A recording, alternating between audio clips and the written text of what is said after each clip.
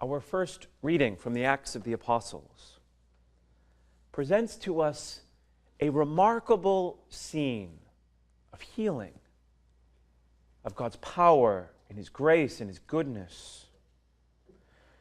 We have this crippled man, lame from birth, who never walked, who upon hearing the prophetic and powerful word of Paul stands up straight on his feet and is healed. Now, what follows in this reading gives us an insight into the human condition. We recognize in this reading how easy it is to confuse or to misidentify the source of blessing.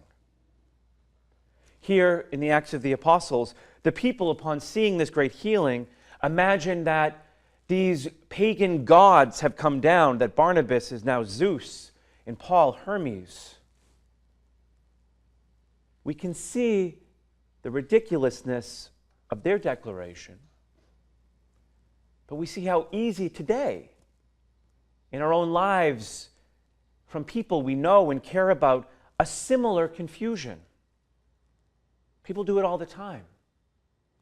They credit blessing to energy or good thoughts or karma or maybe some particular stones or rocks, or, in a more demonic sense, tarot cards, the occult.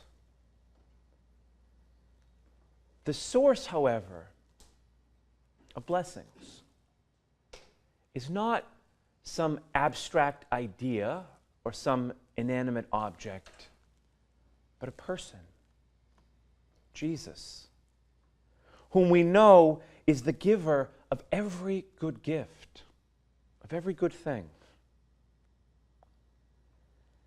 Now, this intuition, this realization, is simple, but it's profound. Because things don't demand anything of us or from us. When we acknowledge or credit things, we're able to maintain an illusion that I'm in control, that I'm the center of everything, that my selfishness is good. You see, because a person, Jesus, literally, in a good way, puts us in our place, demands a real relational response. You see, the greatest weapon we have to fight against illusions and falsehoods, to fight against selfishness and pride, is gratitude, which belongs properly to a person, most perfectly to Jesus. At every Mass, we hear and pray these words at the beginning of the Eucharistic prayer in the preface. It is right and just, our duty and our salvation, always and everywhere to give you thanks.